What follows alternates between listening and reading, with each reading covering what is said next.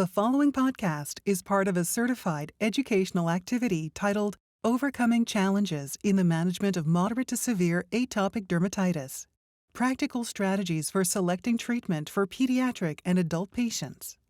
Access the entire activity and complete the post-test at peerview.com/XAZ860. Downloadable slides and practice aids are also available. Hello, this is Dr. Peter Leo from the Feinberg School of Medicine and the Chicago Integrative Eczema Center.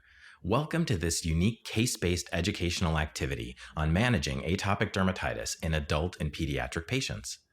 This activity will give you the opportunity to explore strategies to confirm an accurate diagnosis and assess disease severity, as well as guide you through treatment options to optimize care.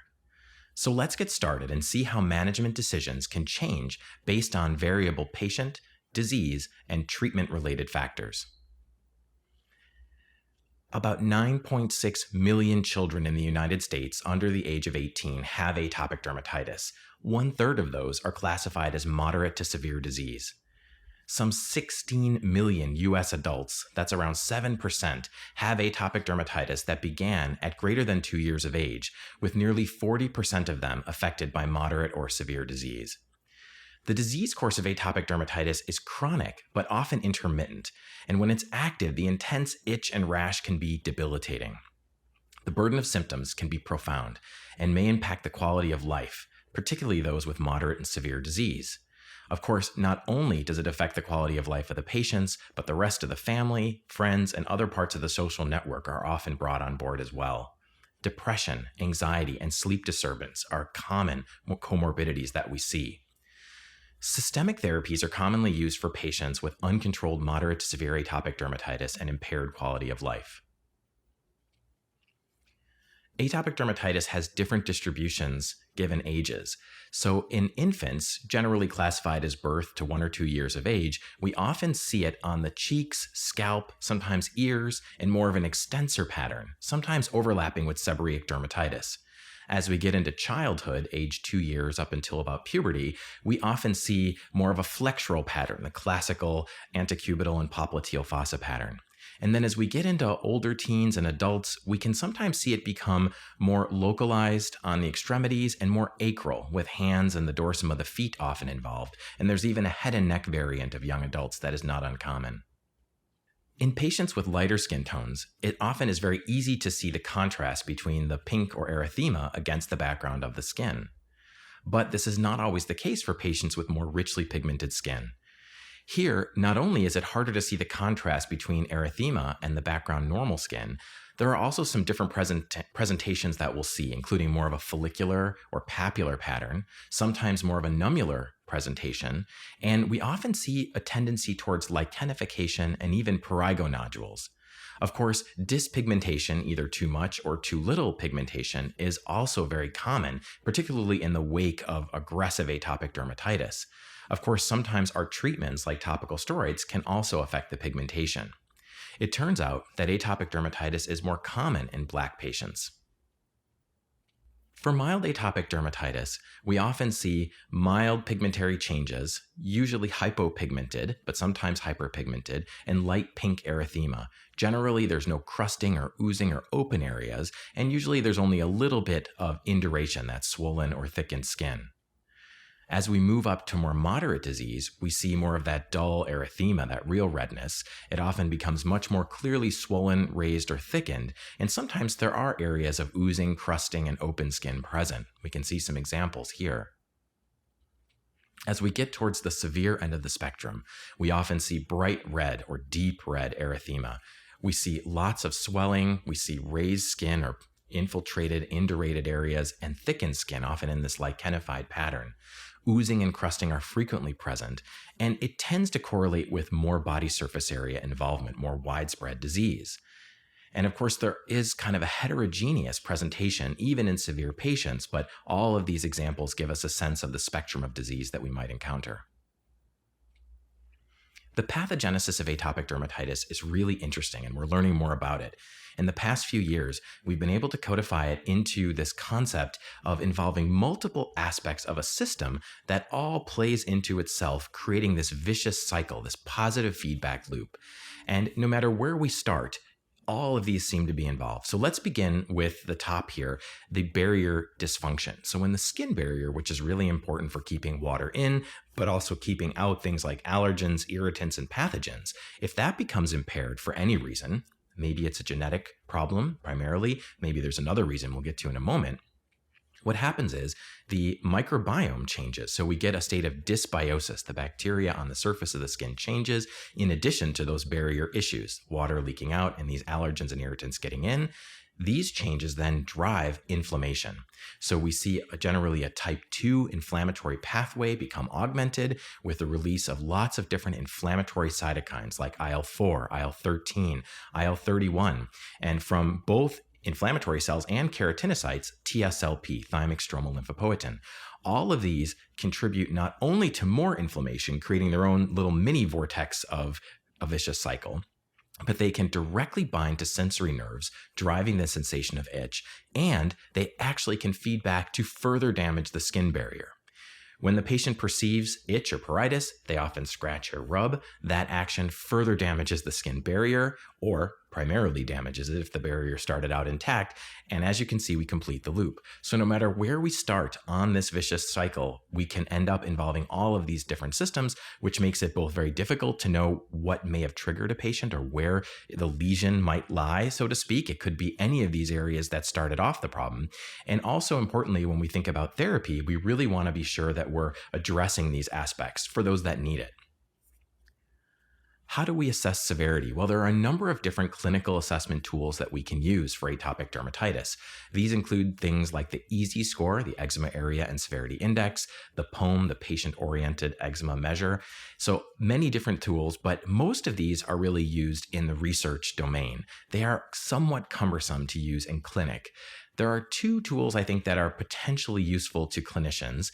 One of them is just an itch score. We see that on the bottom, the pruritus score, 0, no itch, 10, severe itch. That can be helpful to get a sense.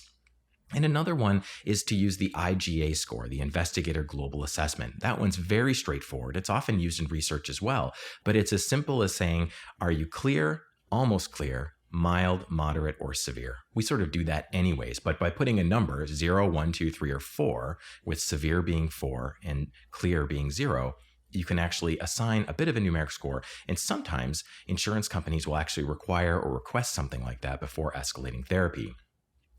At a close second is the POEM measure. It is very elegant. It's 7 questions that a patient or their family can fill out in just a couple of minutes in clinic. And I do try to use that one as well. It captures a little bit more than some of these point scales because it takes into account the prior few days or week. Let's begin with a case. This is Susan. She's a 20-year-old woman who's a college student working part-time. Her history of atopic dermatitis began intermittently when she was a teenager, but it was pretty mild at that point and only recently has become much worse. Currently, she's not really using any prescription therapy, but has tried a whole bunch of different over-the-counter creams and lotions and some other home remedies. Initially, she was hesitant to seek medical attention, partly because she has a really busy work life, but her symptoms have worsened recently, and now she's really feeling the impact. It's affecting her sleep, it's affecting her at work. She's also embarrassed by the appearance of her skin, particularly her hands and elbows, areas that people can see. This is Billy. He's 7 years old, and he's had itchy, dry, scaly patches and bumps on his face. He's had some swollen areas. His symptoms began pretty recently. There have been some other first-degree relatives in the family that have atopic diseases like asthma and rhinitis. He's been using a bunch of home remedies and over-the-counter creams without much improvement. He's initially diagnosed with mild to moderate atopic dermatitis, and his mother says that these over-the-counter creams and home remedies really aren't doing much, so he is prescribed topical steroids.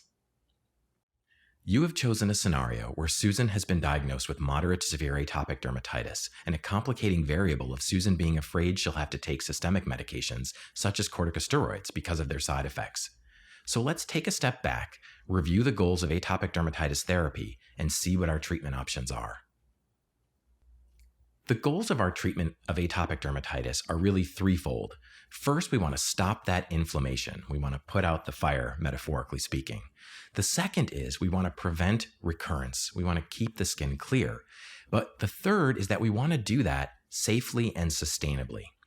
This is a tall order for many patients and for many clinicians, especially given the fact that we often have a limited time and so many different factors to consider for this disease. One really nice way to look at this is what is called the yardstick measure. This is giving us a sense of how we can step up from mild therapy to moderate therapy for those patients that require it. So, of course, we would begin everybody on a very simple, basic regimen. Gentle skincare, good moisturization use, and of course, avoiding any known allergens, irritants, or triggering agents. But if that's not enough, then we might use a low or mid-potency topical steroid in a reactive way. So that's kind of our first line. If that's not enough, we then see our arrow taking us to the next level. And there are a few things we can do. We can consider increasing the topical corticosteroid dose or potency. We can add a topical calcineurin inhibitor like tacrolimus or pimecrolimus, or we could consider adding the newer agent that's a phosphodiesterase 4 inhibitor called crisaborole, 2% ointment. We might do these in the context of a plan, and then ideally we're going to reassess in just a month or two. We don't want to give it too long to see how they're doing. Since Susan was not on any therapy when we first met her, she began with topical therapy, but little improvement was seen when she came back for reassessment despite adherence with therapy for 6 weeks. So what do we do when our topical approaches don't work?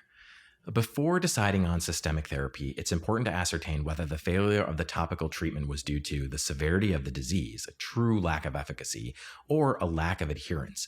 And of course, there are many reasons why patients might have some trouble adhering to a plan. So what do we do when our topical therapies don't work?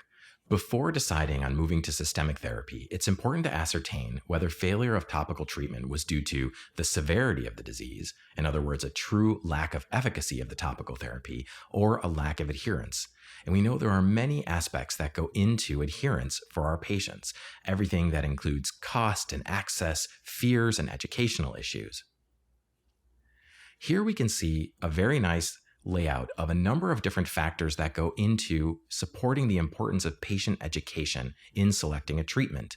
This is available for download as a practice aid as well, and it's very useful because it helps us think through some of the potential pitfalls and issues where a patient could have trouble. For example, we can see that on the left side, has adequate patient education been provided, including the following: discussing avoidance of those irritants and known triggers, asking about topical steroid phobia, and considering structured educational interventions such as an eczema school. It also, on the right side, reminds us to have a look at things like alternative diagnoses. Are we sure that this is atopic dermatitis? Have infections actually been managed? For example, bacterial secondary infection is very common in atopic dermatitis. So this can give us a guide of some things we want to think about before moving to systemic therapy, and we don't take it lightly. For those patients with moderate to severe atopic dermatitis, once we have checked the box of assuring adherence so that we know our topical therapies really were unsuccessful, and we've ruled out those other diagnoses to make sure this is indeed atopic dermatitis that we're treating, then it is generally appropriate to move up to the next step. And this is also a great time to think about referring to a specialist. So many times what we can do in the role of a specialist is make sure everything has been done optimally, give the patient another view, another look over, and sometimes just the reassurance that we completely agree with the workup and the treatments so far. Once there, we can make a decision about moving to a systemic therapy. For some patients, that could even include something like wet wrap therapy that's topical but very intense. It could even include hospitalization, where in an inpatient unit, they can get much, much more aggressive topical care. But it also might mean something like phototherapy, typically with narrowband UVB, where they'd come into the office 2 to 3 times per week to get the light treatment. One of the conventional immunosuppressants like cyclosporin, methotrexate, or mycophenolate, or switching to one of the newer agents such as Dupilumab, which is a human monoclonal antibody that blocks the IL-4 alpha receptor and therefore blocks IL-4 and IL-13. At this point, we know that Susan needs to be treated for moderate to severe atopic dermatitis. We've ruled out other diagnoses. We've ensured that she was really sticking to her plan. Since she's reluctant to take systemic medications at this time, we ask her if she'd like to give phototherapy a try, and she agrees. Phototherapy is often one of my first things to offer because its risk-benefit ratio is extremely favorable to most patients. It is typically thought of as a second-line treatment for moderate to severe atopic dermatitis, and there really are very few systemic side effects. It is effective probably in more than 70% of patients in the appropriate setting, but there are some drawbacks. First of all, it's pretty time-consuming. Even in a simple setup, patients have to leave work or school, drive to the office, park, get in the machine, get out, go back. And it really, even if you're very optimized, it can be difficult. And in a big academic center or in the setting of a hospital, it can be extremely time consuming. People have to go in parking structures and get tickets to park and go up elevators. That can be very, very off-putting. It's also expensive. While it's usually covered by insurance, many times patients have a copay for each treatment. So if you're going 3 times a week, that adds up very, very quickly. It's also a real taxing thing for the patients to do. It's difficult to keep it up over longer periods. And we also know that there is a slight increased risk of skin cancer, particularly for those on it longer term. You have chosen a scenario where Susan has been diagnosed with moderate to severe atopic dermatitis and a complicating variable of Susan being a busy college student who also works part-time. Susan has been undergoing phototherapy to treat her moderate to severe atopic dermatitis, but given her busy schedule, she's finding it inconvenient and a burden. Since phototherapy is not working out well for Susan, we recommend that she try Dupilumab.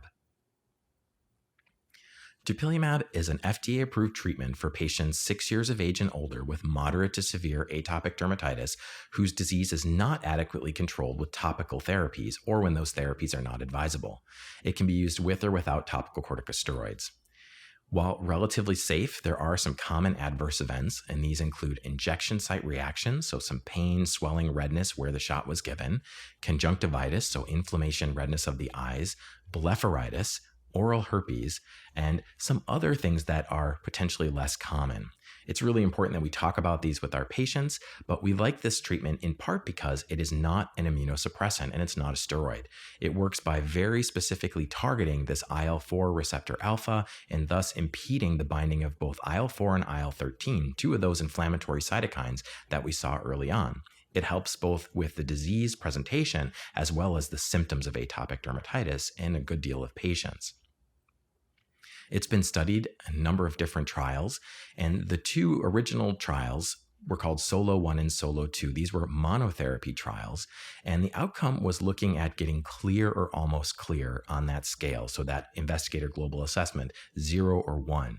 And all these patients had to be moderate or severe. And the final endpoint was at week 16. That primary outcome of getting this patients clear or almost clear, who by definition were moderate or severe and had failed topical therapy, happened in about 38% of those on Dupilumab versus only 10% of the placebo.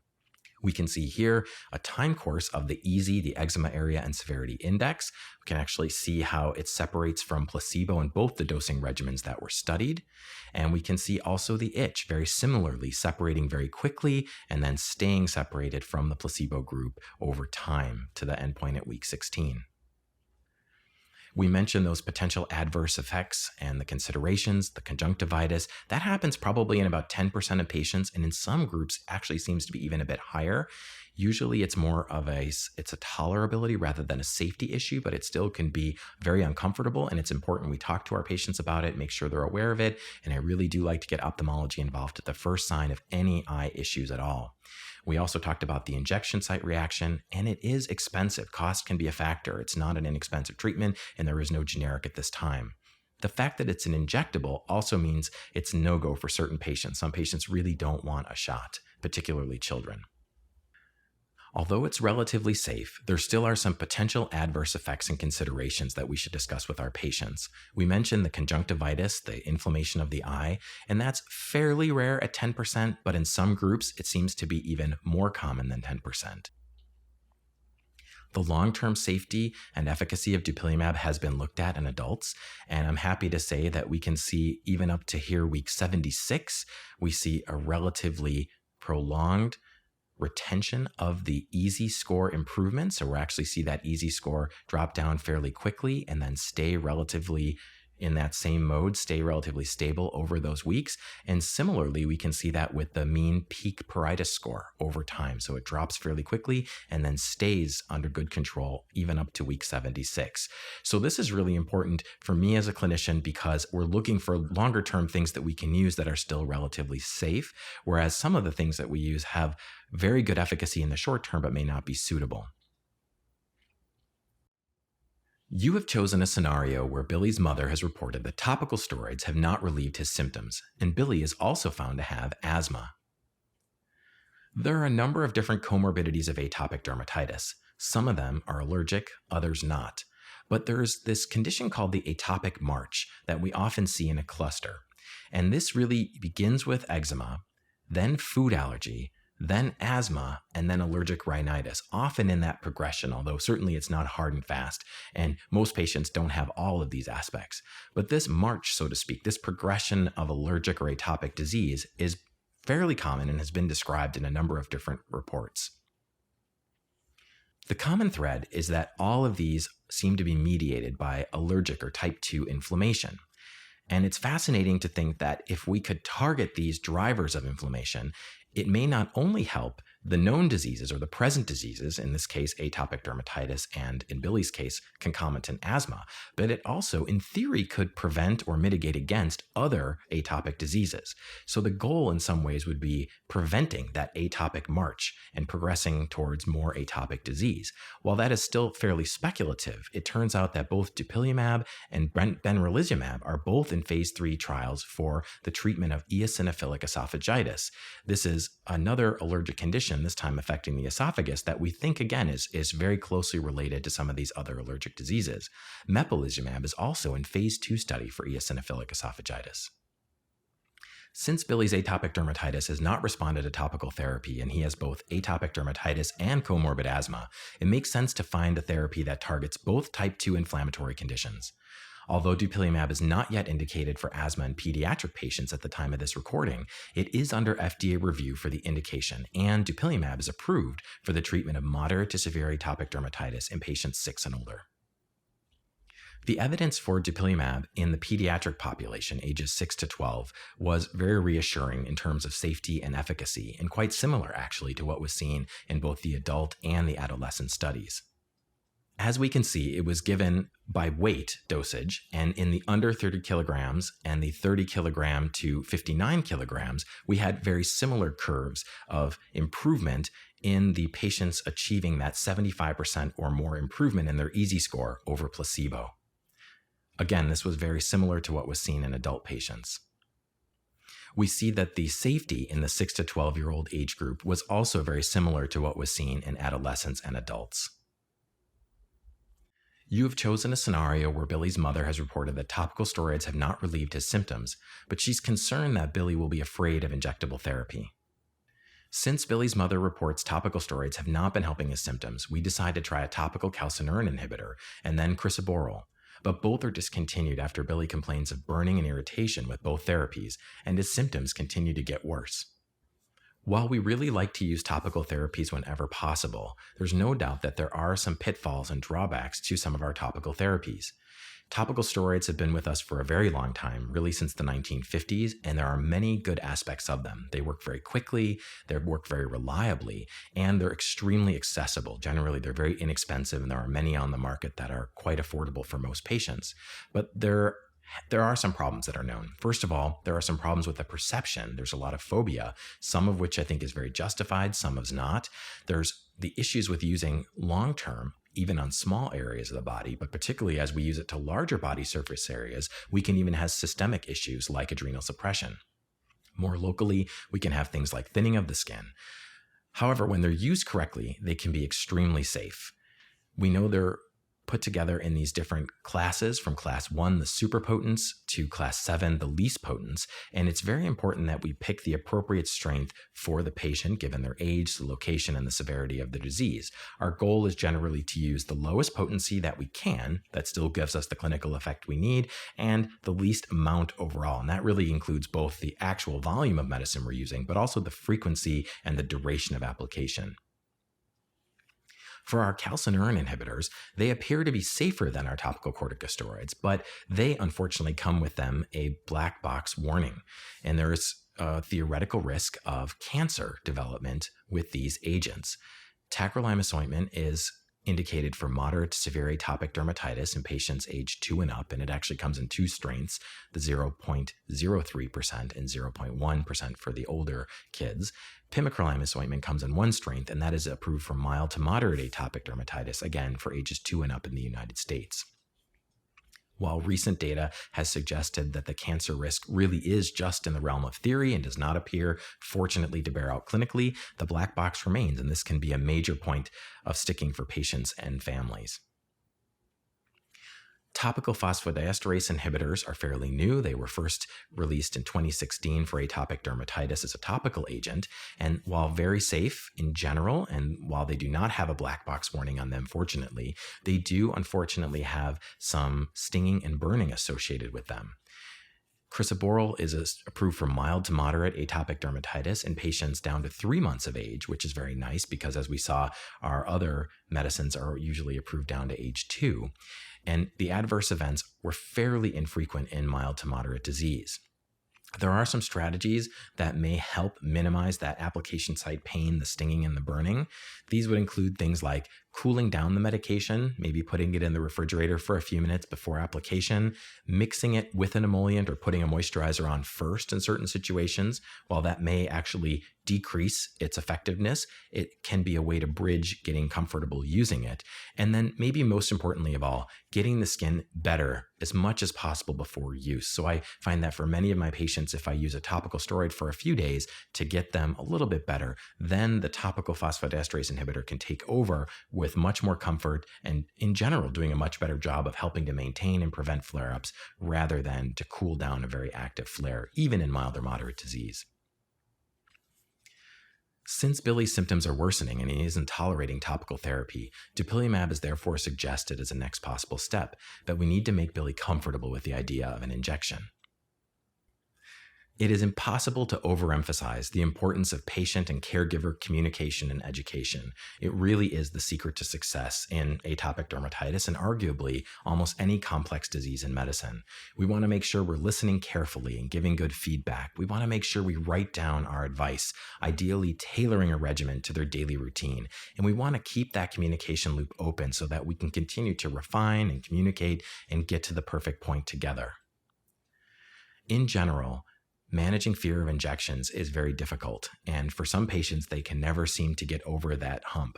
However, teaching coping strategies like mindfulness and deep breathing exercises, focusing on the health benefits, having the child sit up instead of lying down, modeling calmness, and even using things like ice packs applied to the area before and after the injection, and even vibrational devices that can sort of use the gate theory of pain to distract against the sensation during injection can really help. Sometimes acetaminophen or ibuprofen can relieve some of the moderate pain and swelling at the injection site as well. I will say that most of my patients are able to get over this hump and successfully use injectable therapies in all the different conditions that I use, including atopic dermatitis. In summary, it is important to ascertain whether failure of topical treatment for atopic dermatitis is due to disease severity, and thus real lack of efficacy of that therapy, or due to lack of adherence, which can be due to many reasons, as we've heard. Patient education is critical in making a shared treatment decision, particularly when stepping up from moderate to more severe atopic dermatitis treatment and using systemic medications in managing patient concerns, such as steroid phobia, needle phobia, and the like. Targeted biologic therapy with Dupilumab is proven safe and effective in patients 6 years and older with moderate to severe atopic dermatitis. But other therapies are also in development. Biologics like tralokinumab, nemolizumab, and lebrikizumab, and even JAK inhibitors like abrocitinib, baricitinib, and upadacitinib, plus a whole host of new topical agents. Even though it has been relatively stagnant in the past 40 or 50 years for atopic dermatitis, that does not seem to be reflective of the future. We have a very exciting pipeline of new ideas, new understanding, and new therapies. And the truth is, we're going to need it. This very challenging disease really puts us to the test, as well as our patients and their families. We really hope that you've enjoyed this and hopefully took away some ideas about how we can help meet the needs of our patients and use some of the new and emerging agents to help get our patients to where they need to be. On that note, thank you so much for your time and for your attention. Thank you for listening. Download materials and complete the post-test for instant credit at peerview.com/XAZ860. This activity is supported by an educational grant from Sanofi Genzyme and Regeneron Pharmaceuticals. This activity is accredited by Medical Learning Institute, Incorporated. This activity is developed with our educational partner, PVI, Peerview Institute for Medical Education.